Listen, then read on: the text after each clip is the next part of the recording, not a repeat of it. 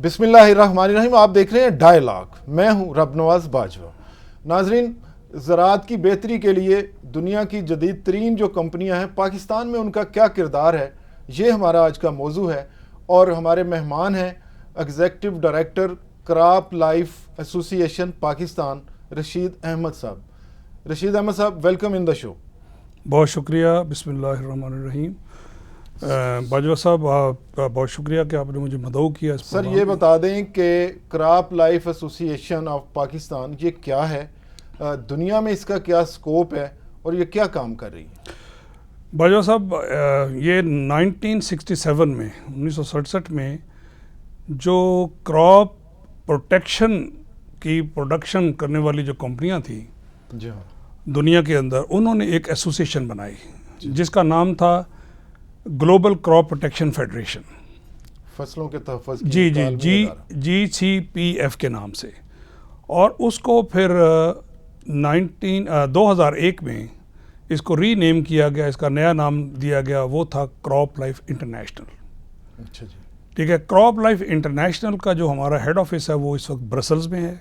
कितने मेंबर मुल्क उसमें शामिल हैं? इसमें इस वक्त 91 कंट्रीज़ जो हैं, 91 ममालिक में क्रॉप लाइफ जो है वो ऑपरेशनल है और अपनी खिदमात अंजाम दे रही है, ज़राअत की बेहतरी के लिए काम कर रही है। और इसी तरह जो क्रॉप लाइफ इंटरनेशनल है, फिर उसके फर्दर सेगमेंट्स बने हुए हैं, यानी क्रॉप लाइफ अमेरिकाज़ है, क्रॉप लाइफ ऑस्ट्रेलिया है, क्रॉप लाइफ एशिया है। और सारी दुनिया में आप कोऑर्डिनेटेड हैं? हम कोऑर्डिनेटेड हैं। बेहतरी की चीज़ होती है आप सब शेयर कर लेते हैं। बिल्कुल ऐसे ही है। मिशन क्या है आपके इस अदारे? देखिए बाजवा साहब, मिशन हमारा बड़ा वाज़े और बड़ा सिंपल है। वो ये है कि इस वक्त बढ़ती हुई आबादी को खुराक मुहैया करनी है हमने।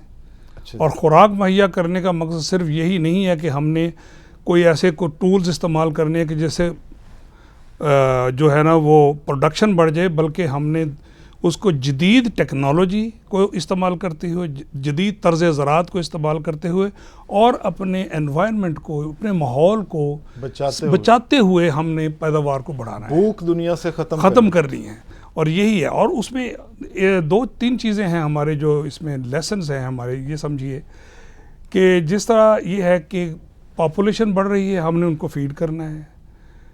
फिर ये है कि प्लेनेट को, यानी अपने माहौल को कैसे बचाना है। और तीसरी चीज़ ये है कि हमने जो ज़िम्मेदार है उसकी फलाह के लिए कैसे काम करना है। जब उसकी प्रोडक्शन बढ़ेगी, जब उसको बेहतर उसकी पैदावार का रिटर्न मिलेगा, उसको मुआवजा मिलेगा, तो ख़ुद ब खुद वो उसकी प्रोग्रेस हो जाएगी। रूरल कम्युनिटी जो है ना वो भी प्रोग्रेस करेगी। तो ये बेसिकली क्रॉप लाइफ इंटरनेशनल, जिसमें पाकिस्तान भी शामिल है, ये हमारा मोटो समझ लीजिए, ये हमारा मिशन समझ लीजिए। पाकिस्तान में बहुत सारी कंपनियां काम करती हैं प्राइवेट सेक्टर में, सैकड़ों में होंगी।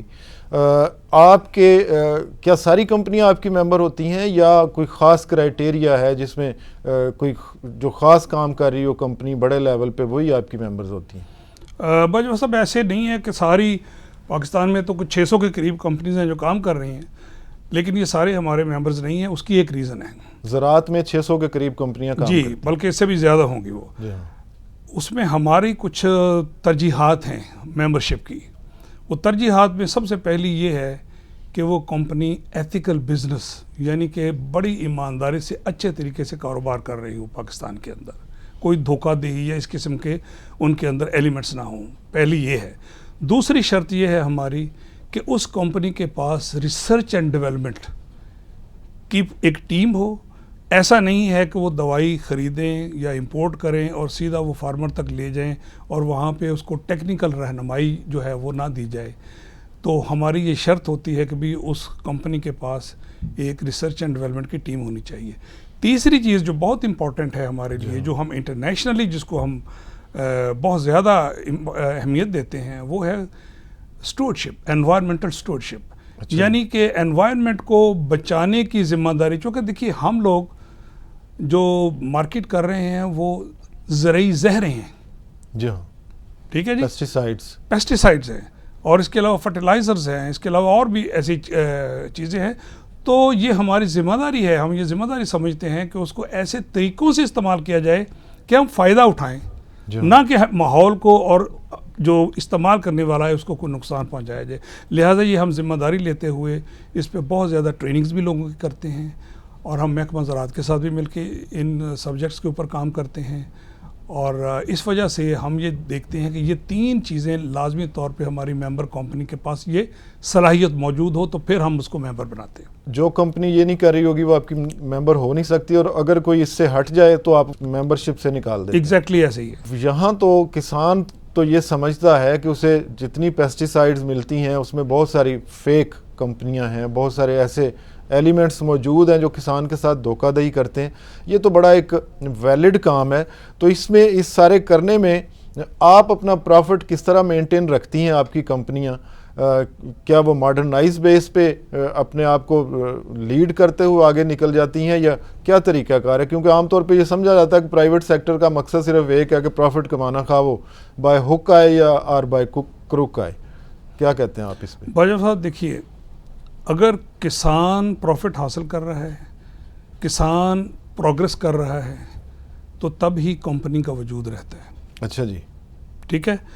और मुल्क में पैदावार बढ़ रही है, हम अपना हिस्सा उसमें डाल रहे हैं, तब ही कंपनी का बिज़नेस चलता है। हमारा बिज़नेस सस्टेनेबल है, शॉर्ट टर्म नहीं है कि हम आज ये काम कर लें, ठीक है, अगले साल हम नहीं होंगे, ऐसा नहीं है। हमारी कुछ कंपनियां ऐसी हैं जो 200 साल से भी ज़्यादा अरसा से काम कर रही हैं, और अगर वो 200 साल से ज़्यादा अरसा से काम कर रही है तो उसके पीछे कोई लॉजिक है, उसके पीछे उसकी सर्विसेज हैं, उसके पीछे उसकी क्वालिटी है, ठीक है। और उसमें हम प्रॉफिट नहीं, बल्कि हमारा जो मेन मकसद है कि हम सस्टेनेबल रहें, हम ज़्यादा देर तक हमारा यानी प्रोडक्ट भी उनके लिए फ़ायदेमंद हो और हमारी कंपनी भी उनको सर्विसेज प्रोवाइड करे। जो आपकी बात से मैं समझाऊँ वो तो ये है कि ईमानदारी के असूल अपना के ही कंपनी दुनिया में तेज़ तरीन प्रॉफिट भी कमा सकती है और लंबे अरसे के लिए वो उसका वजूद भी रह सकता है। बिल्कुल दुरुस्त कहा। मैंने शुरू में भी ये बात की थी कि हम सबसे पहली शर्त ही हमारी ये है कि हम एथिकल बिजनेस प्रैक्टिस पे बिलीव करते हैं। अच्छा सर, बड़ी वैलिड आप बात कर रहे हैं कि ऑनेस्टी से जो इस्लाम के प्रिंसिपल्स हैं उन्हीं के ज़रिए से आगे बढ़ा जा सकता है। मुझे ये बताइए कि आपकी ये कंपनियां क्या काम जिद्दत में, मॉडर्नाइजेशन में, क्योंकि हमारा एक मसला तो ये था कि हमें फेक पेस्टिसाइड्स, जाली अद्वियात दी जाती थी, और हमारा दूसरा मसला ये है कि मॉडर्नाइज नहीं है। तो मॉडर्नाइजेशन में आपकी कंपनियां ये जो क्रॉप लाइफ एसोसिएशन पाकिस्तान है, ये किस तरह से काम करवा रही है? बाजवा साहब देखिए, पहले तो मैं अपडेट करना चाहता हूँ आपके तवस्सुत से अपने सुनने वालों को कि पाकिस्तान के अंदर इस वक्त जितनी भी नई टेक्नोलॉजी या नए प्रोडक्ट लॉन्च हुए हैं वो क्रॉप लाइफ पाकिस्तान एसोसिएशन की मेंबर कंपनीज नहीं की है। अच्छा जी। उसकी एक रीज़न है।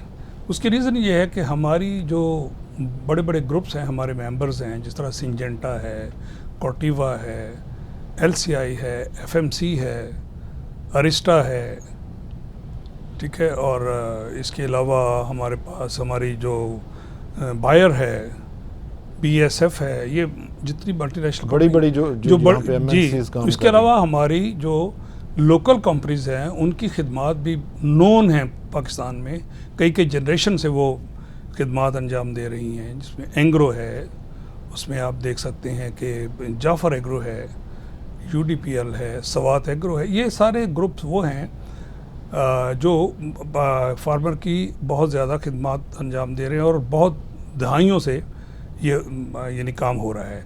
आपने ये पूछा है कि जो नए प्रोडक्ट्स है वो ये है कि ये तमाम जो मल्टीनेशनल कंपनी ये डिस्कवरी का काम करती हैं। अच्छा जी, ठीक है, इजादात करती हैं, ये इजादात करती हैं, इनोवेशन, नए नए आइडियाज़, नई ये डिस्कवरी, और इनकी डिस्कवरी का जो काम है वो इस वक्त तो पाकिस्तान से बाहर जहाँ के इनकी मतलब प्रिंसिपल ऑफिसेज हैं या इनकी जो फैसिलिटीज़ हैं वहाँ पे होती हैं। और एक चीज़ मैं और सर आपको ये बताना चाहूँगा कि एक प्रोडक्ट जो है, एक नई केमिस्ट्री लाने के लिए, यानी लेबॉर्ट्री से लेकर उसको शेल्फ तक लाने के लिए, उसके ऊपर एक सर्वे के मुताबिक जो रिसेंट हुआ है $300 मिलियन तक लग जाते हैं। बड़ी रकमें लगती हैं जी, बड़ा सारा टाइम भी लगता होगा। और 8 साल से लेकर 12 साल तक का टाइम फ्रेम होता है। ये सीड के लिए या पेस्टिसाइड? ये मैं पेस्टिसाइड्स की बात कर रहा हूँ, और सीड के लिए भी कमोपेश इतना ही टाइम लग जाता है। और अब उसमें आप ये सवाल पूछ सकते हैं कि भाई ये 8-10 साल जो लगते हैं, इसमें सबसे ज़्यादा स्टडी किस चीज़ पे होती है? जी हाँ, वाकई ये अहम ठीक है बात ना। है कि और जी सबसे ज़्यादा स्टडी बाजवा साहब हमारी जो है वो टॉक्सिकोलॉजिकल स्टडीज़ पे होती है। अच्छा जी, ये कि हम एक प्रोडक्ट डिफिकल्ट टर्म है, जरा आसान कर दें थोड़ा जी, सुनने यानी कि वालों, देखने उसकी वालों के जो लिए। टॉक्सिकोलॉजिकल स्टडी का मतलब ये है कि उस दवाई के माहौल पे असरात नेगेटिव तो नहीं है, यानी मनफी तो नहीं है। ये तो समझा जाता है कि इस वक्त जो पेस्टिसाइड्स हैं उन्होंने बड़ा लैंड को ख़राब किया है, वाटर लेवल पे उनके असरात हैं या बाकी एनवायरनमेंट पे, तो इससे उसको महफूज रख के लेके आना ये एक बड़ा काम है। एग्जैक्टली आप यूँ देखिए कि जब बहुत पहले जब पेस्टिसाइड शुरू हुआ था, जी हाँ, सिंथेटिक अद्वियात शुरू हुई थी, स्प्रे, तो उसमें उस वक्त हम जो टेक्नोलॉजी भी मौजूद थी उन्होंने फार्मर को बहुत फ़ायदा पहुंचाया। ठीक है ना। फिर आहिस्ता आहिस्ता हर चीज़ में जिद्दत आती गई, उसको हम सेव भी करते गए, उसको महफूज तरीक़ों से हम काम करते गए। और इस वक्त हमारे पास कई ऐसी ग्रीन केमिस्ट्री, हम उसे कहते हैं ये सब्ज़ केमिस्ट्री है। उसका मतलब ये है कि इसका यानी कि जो जहरीले असरात एनवायरनमेंट के ऊपर या यूज़ करने वाले के ऊपर बहुत कम हैं। और इस किस्म की टेक्नोलॉजीज हम ला रहे हैं, और जो पुरानी जो टेक्नोलॉजी हम इसको कहते हैं या पुराने जो प्रोडक्ट्स हैं उसको आहिस्ता आहिस्ता से फेज़ आउट करते चले जा रहे हैं, निकालते चले जा रहे हैं। नई महफूज किस्म की जो अद्वियात हम नहीं कहते, हम जहरे ही कहते हैं टर्म में, वो हम इस वक्त ला रहे हैं। तो इसमें बहुत रोल है मल्टीनेशनल कंपनीज़ का।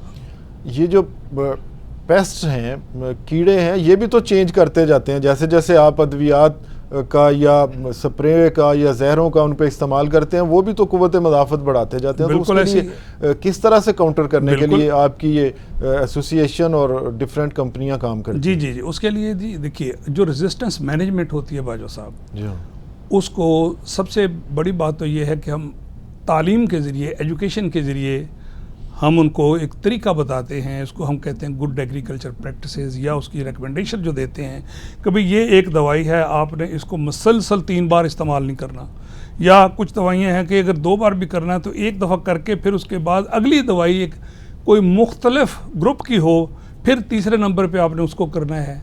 ठीक है, इस तरीके से हम इसको रेजिस्टेंस को मैनेज करते हैं कि ताकि वो डेवलप ना हो। और रेजिस्टेंस की आपने बात की, ये बड़ा टची सब्जेक्ट है। इसके ऊपर थोड़ा सा मैं ये बता दूं कि रेजिस्टेंस, जब लोग कहते हैं जी पाकिस्तान में रेजिस्टेंस फलां पेस्ट के ख़िलाफ़ आ गई है, ऐसा नहीं होता। अच्छा, रेजिस्टेंस जो है वो बड़ी लोकलाइज्ड होती है। बाज़ औक़ात एक ही जियोग्राफी में, एक इलाके के अंदर कुछ मुख्तलिफ देहात में या चंद यानी कि किलोमीटर के स्फीयर्स में उस पर्टिकुलर पेस्ट के ख़िलाफ़ रेजिस्टेंस डेवलप हो जाती है किसी ख़ास दवाई की। अदरवाइज़ ऐसा नहीं होता है, लेकिन उसको इस तरह से मैनेज किया जा सकता है, लोगों को तालीम दे के, लोगों को एजुकेट करके। बड़ी अहम बात आपने की है। पहले आपने मॉडर्नाइजेशन का बताया, फिर आपने जाली अद्वियात वाले लोगों से किनारा कशी का बताया। ये आखिरी एक और जो सबसे अहम टॉपिक है ज़राअत का, किसान की एजुकेशन।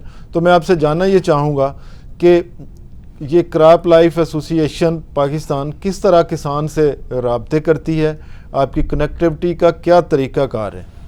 बाजवा साहब, इसमें यह है कि हमारे इस वक्त जितनी भी मेंबर कंपनीज़ हैं, सब ने इंतहाई जदीद तरीक़ाकार इख्तियार किया हुआ है अपने ग्रोअर्स की, अपने फार्मर्स की रहनुमाई के लिए। अच्छा, उसमें डिजिटल अप्रोच है हमारी तरफ से। हम सोशल मीडिया का भी इस्तेमाल कर रहे हैं। एक ज़माना था जब मैं अपने इस फील्ड में आया था तो हम सिर्फ़ और सिर्फ फार्मर मीटिंग किया करते थे, क्योंकि उस वक्त मोबाइल फ़ोन, इंटरनेट और इसका इस्तेमाल नहीं था। लेकिन अब ज़िम्मेदार के अपने बच्चे भी एजुकेटेड हैं, वो भी इसका सोशल मीडिया का इस्तेमाल करते हैं। तो हम भी, हमारी कंपनीज बाकायदा इसका भी इस्तेमाल करती हैं। हम फार्मर मीटिंग्स भी करते हैं, हम यानी हाई प्रोफाइल मीटिंग्स भी करते हैं, हम सेमिनार्स भी करते हैं, हम यूनिवर्सिटी लेवल पे भी सेमिनार्स करते हैं, ताकि वहाँ के जो ग्रेजुएट जो अगले 1 या 2 साल में फार्मर की खिदमत के लिए हाज़िर होंगे, वो पहले से हम उनको तैयार कर सकें। और हम लोग अपनी यूनिवर्सिटी के कुछ जो उनके अपने यानी कि प्रोग्राम्स होते हैं उसमें भी पार्टिसिपेट करते हैं। हम गवर्नमेंट के रिसर्च प्रोग्राम्स जो हैं उसके अंदर भी हमारी शमूलियत होती है। तो इस तरीके से हम अपने हर फोरम पे क्रॉप लाइफ की मेंबर्स कंपनीज जो हैं वो फार्मर की रहनुमाई के लिए हुकूमत पाकिस्तान के जो इदारे हैं उनके साथ शाना बशाना हम काम करते हैं। रशीद साहब, मुस्तकबिल के आपके क्या प्लान्स हैं? ये कंपनियां किस तरह से हमारी ज़राअत को आगे लेके जाएंगी?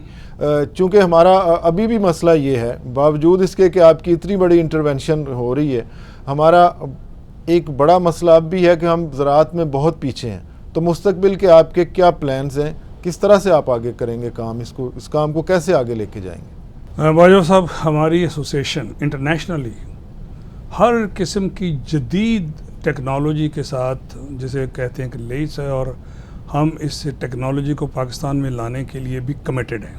अच्छा जी। और उसको लाने के लिए यकीनन हमें हुकूमत पाकिस्तान की NOCs की भी ज़रूरत होती है, उनकी जो रेगुलेशंस हैं, चूँकि हमने कंप्लाई करना है। जी हाँ, ठीक है, 100% कंप्लाइंस में होते हैं हम लोग। वो जो ही यानी कि इन चीज़ों को हमारे लिए आसान करते हैं, ईज़ ऑफ डूइंग बिज़नेस हम बेहतर हो जाता है, तो हम उस टेक्नोलॉजी को इंट्रोड्यूस कर लेते हैं। यहाँ पे आपके फोरम से मैं एक चीज़ करना चाहूँगा कि ऐसी जो नई टेक्नोलॉजी आती है, उसमें अगर कुछ चीज़ों को फास्ट ट्रैक रजिस्ट्रेशन पे ले आएँ, तो उसमें फार्मर को वो चीज़ जो 3-4 साल बाद मिलनी है, वो 1-2 साल में अगर मिल जाए, तो ये बड़ा फ़ायदा हो सकता है हमारी यानी फार्मर को, और हमारे जो प्रोडक्शन है, हमारे फूड सिक्योरिटी जो है, उसके लिए ये बहुत ही कारआमद चीज़ हो सकती है। इसके लिए मैं ये भी ऐड करना चाहूँगा कि crop life government of Pakistan के बहुत सारे ऐसे रजिस्ट्रेशन के जो फोरम्स हैं, उसके हम मेंबर हैं। सब एपटेक के हम मेंबर हैं, एपटेक के मेंबर हैं, और भी जितनी भी यानी कि बड़े बड़े जो फोरम गवर्नमेंट ने बनाए हुए हैं, क्रॉप लाइफ उसमें अपनी नुमाइंदगी रखती है, और हम अपनी इनपुट्स उनको प्रोवाइड ज़रूर करते हैं। अगर ये आसानियाँ हो जाएं तो पाकिस्तान का बहुत सारा ज़र मुबादला जो इंपोर्ट्स, एग्रीकल्चर प्रोडक्शन की इंपोर्ट्स पे खर्च होता है, वो बच सकता है। बिल्कुल ऐसी ही है। एक चीज़ मैं और ऐड करना चाहूँगा, वो ये है कि हमें प्रोडक्शन के साथ साथ जो प्री हार्वेस्ट और पोस्ट हार्वेस्ट मैनेजमेंट है, उसके ऊपर बहुत तवज्जो की ज़रूरत है। जो हमारे जो प्री हार्वेस्ट है, वो तो ये है ना कि बिल्कुल जो फसल पक के तैयार खड़ी है, उस वक्त हमने कैसे संभालना है, और फिर उसको काट के कैसे संभालना है, ये दो इसमें चीज़ें हैं। अगर हम उसको बेहतरीन तरीके से संभाल सकते हैं, यानी कि सीरियल्स में आप देख लें कि इस वक्त भी हमको 10-15% का लॉस उठा लेते हैं। जो पेरिशेबल आइटम्स है, हमारे फ्रूट्स एंड वेजिटेबल्स है, उसमें को 30-35% का हमारे लॉसेस हो जाते हैं पोस्ट हार्वेस्ट। इतना बड़ा किसान का नुकसान है। यानी कि वो अगर 1000 रुपये की चीज़ जो है ना, वो फार्म से लेता है, तो उसको आप देख सकते हैं कि उसको वो 1000 की नहीं बल्कि कोई 500-550 की मिलती है। यानी उसको पैसे इतने कम मिल जाते हैं। अगर हम इसको मैनेज करें, इसमें कोई शक नहीं कि 100% के ऊपर हम नहीं आ सकते, लेकिन इस लॉस को हम मिनिमाइज़ कर सकते हैं। इसके लिए प्राइवेट सेक्टर और पब्लिक सेक्टर को मिल के जो है ना, वो हमें कुछ करना चाहिए कि ताकि ये हमारे जो लॉसेस हैं, क्योंकि एक तो पहले ही लिमिटेड लैंड से हमने प्रोडक्शन लेनी है, फूड हासिल करना है, और दूसरा फूड जो हमने हासिल कर लिया है उसको हमने किस तरह बचाना है ताकि मैक्सिमम हम फ़ायदा उठा सकें। जो सारे प्रोसेस से गुजर के जो फसल पक चुकी है, बच चुकी है, उसको बचाना कैसे है जी। और जब उसकी हार्वेस्टिंग कर रहे हो, उस वक्त कितना उसका जितने नुकसानात हैं उनसे बचा जा सकता है। और उसके लिए कोऑर्डिनेशन के लिए आपकी तरफ से क्या करना पड़ेगा और किसान की तरफ से क्या करना पड़ेगा, किस तरह से ये लाइजन होगी और किस तरह से पब्लिक सेक्टर भी साथ इंगेज हो सकता है? इसमें पब्लिक सेक्टर का रोल हम सबसे ज़्यादा होगा। अच्छा जी। चूँकि वो रेगुलेट कर सकते हैं, एक तो ऑर्डर जारी कर सकते हैं। बिल्कुल, एक तो वो रेगुलेटर हैं, दूसरा ये है कि वो कवानीन ऐसे बनाएं कि भाई आपने उसकी बर्दाश्त किस वक्त पे करनी है, बर्दाश्त के वक्त कौन कौन से स्प्रे नहीं करने हैं, ठीक है ना, इस किस्म का रेगुलेशन। फिर ये है कि ट्रांसपोर्ट के लिए बेहतर फैसिलिटीज़ वहाँ होनी चाहिए। अगर ट्रांसपोर्ट सही नहीं है तो फार्मर उसको बेहतर तरीके से वहाँ पे नहीं पहुँचा। गोदाम से होने चाहिए जहाँ पे सेफ्टी रहे। बिल्कुल सही है। और फिर दूसरी बात यह है कि उसको किस तरीके से उसकी पैकिंग करनी है, इसके ऊपर बड़ी यानी कि जो जदीद एक यानी कि इस वक्त जो दुनिया में जो मरवजा तरीके हैं, उसको इंट्रोड्यूस करना चाहिए अपने फार्मर्स को, उनकी एजुकेशन करनी चाहिए। पाकिस्तान की बहुत सारी अभी डिपेंडेंस है, कहीं से लोन पे, कहीं कर्ज़ों पे। क्या आप समझते हैं कि अगर ज़राअत को मॉडर्नाइज़ कर लिया जाए, अगर ये सारी चीज़ें जो हो रही हैं, जो आपके माइंड में हैं, जो या ये जदीद तरीन कंपनियाँ जो कर रही हैं, इनसे मिलकर, तो क्या आप समझते हैं कि पाकिस्तान किस हद तक अपनी मईशत को बेहतर कर सकता है? देखिए, क्या हमारी खुद इंसारी हो सकती है इससे? ज़राअत पाकिस्तान का यानी एक समझ लीजिए कि हम ज़रई मुल्क हैं, जी हाँ, और हमारा तो ओढ़ना बिछौना जो है वो ज़राअत है, ज़राअत ही है। ठीक है। और इसमें अगर हम इसको बेहतर करते हैं तो हमारी रूरल लेवल पे जो खुशहाली है उससे ही सारी चीज़ें बेहतर हो जाएंगी। और हमारा फार्मर जो है वो शायद कर्जा भी ना ले, वो अपने रिसोर्स से ही ये सारी चीज़ें कर सकता है। मैं आपको छोटी सी एग्जांपल देता हूँ बाजवा साहब, कि हम जो प्रोग्रेसिव फार्मर कहते हैं, ये बंदा प्रोग्रेसिव फार्मर, प्रोग्रेसिव उसकी फार्मिंग करता है, वो कैसे करता है? वो ये देखता है कि भाई ये मैंने हाई क्वालिटी प्रोडक्ट यूज़ करने हैं, भले ये महंगा है, लेकिन उसको वो कैलकुलेट इस तरीके से करता है कि इसकी वैल्यू मैंने क्या हासिल करनी है। उसको जब मैं बेचूंगा अपनी हाई क्वालिटी प्रोडक्ट को, प्रोड्यूस को, तो वो मुझे क्या देती है, उससे वो निकाल ले तो वो कहते हैं ये तो कुछ भी नहीं, ये तो पीनट है, कुछ भी नहीं है ये वाली जो कॉस्ट है। तो ये चीज़ें जो है ना, हमें यानी कि अपने फार्मर्स तक इस किस्म का नॉलेज पहुंचाने की ज़रूरत है। रशीद अहमद साहब, executive director CropLife association Pakistan, आपने डायलॉग के लिए वक्त दिया। मैं डायलॉग की टीम की तरफ से आपका शुक्रिया अदा करता हूँ। नाजरीन, पाकिस्तान की ज़राअत को अगर जदीद अंदाज से किया जाए तो न सिर्फ ये कि किसान खुशहाल हो सकता है, बल्कि मुल्क की खुद इन्हिसारी भी और बैरूनी कर्ज़ों से निजात भी इसी के ज़रिए से मुमकिन है। भूख का ख़ात्मा हो सकता है और पाकिस्तान दुनिया में एक तेज़ तरीन तरक्की करता हुआ मुल्क बन सकता है। इसी के साथ ही डायलॉग का वक्त ख़त्म हुआ। इजाज़त दीजिए। अल्लाह हाफिज़।